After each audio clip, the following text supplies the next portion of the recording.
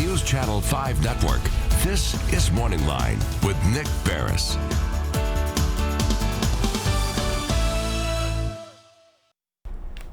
Good morning, everyone. Thanks for joining us on Morning Line. Nick Barris coming to you on this Wednesday, live and direct. Very interesting and important show this morning. You're going to be invited to join in the conversation. We're not only on the Plus, we're streaming live on Facebook this morning, so feel free to message any questions or comments on Facebook at newschannel5.com.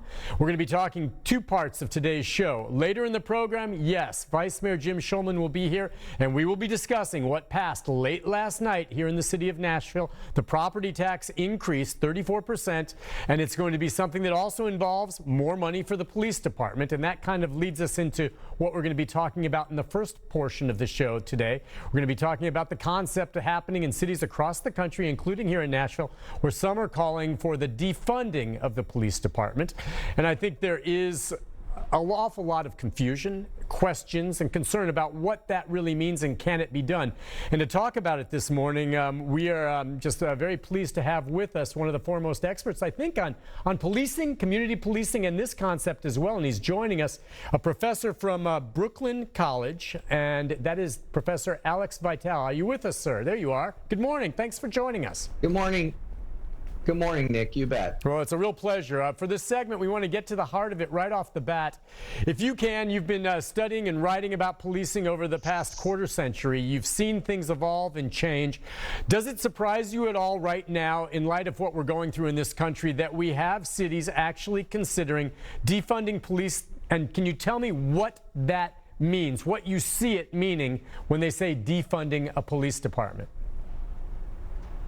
Yeah, sure. This is not a new idea. It's something that's been percolating under the radar in a lot of ways, including in Nashville. The idea that cities have come to over-rely on policing as the only possible tool to use to produce public safety.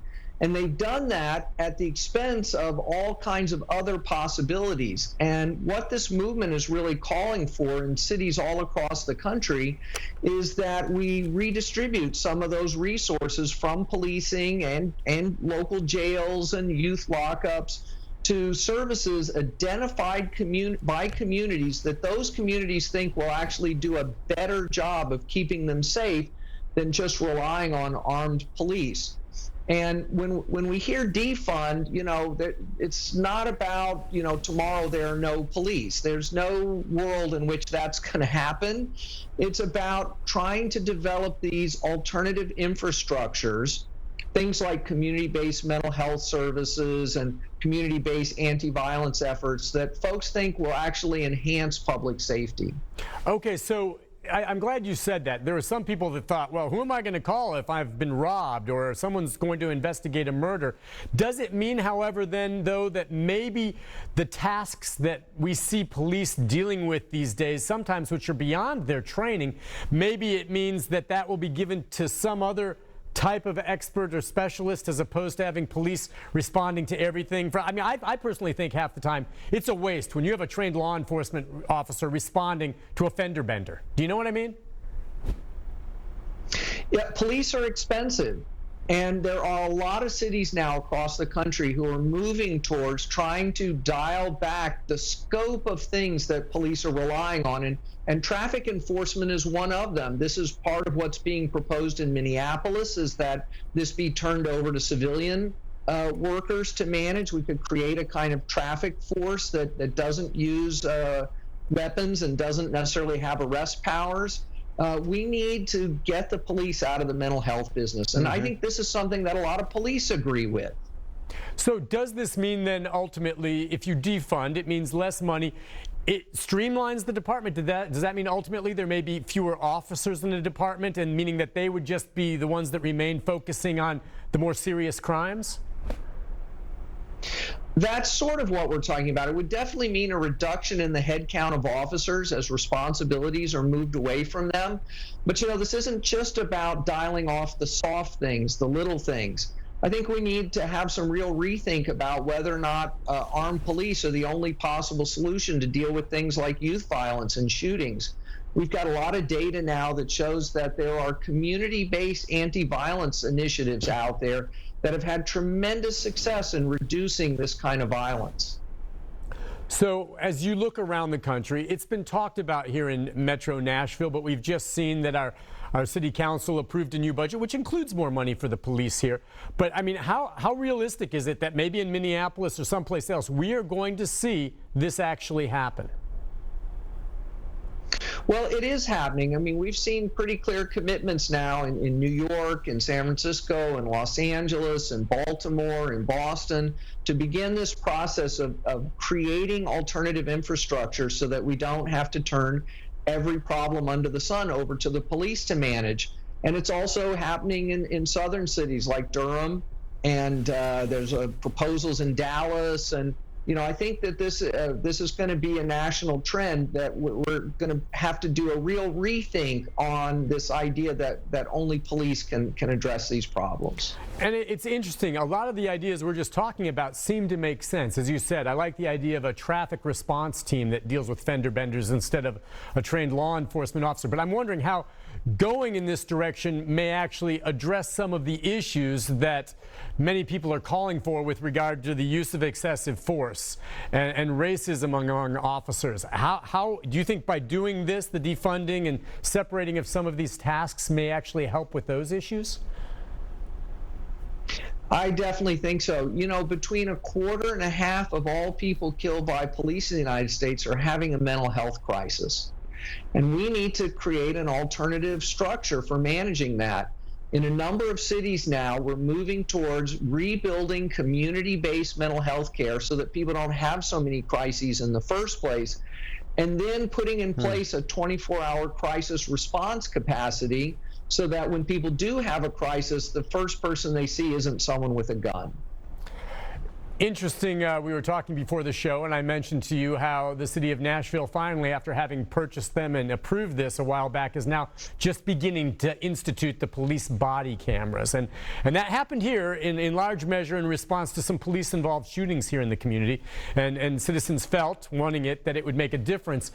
Is that something that you think can really help? And what are we hearing out there now with regard to the role that police body cameras can really play in some of this?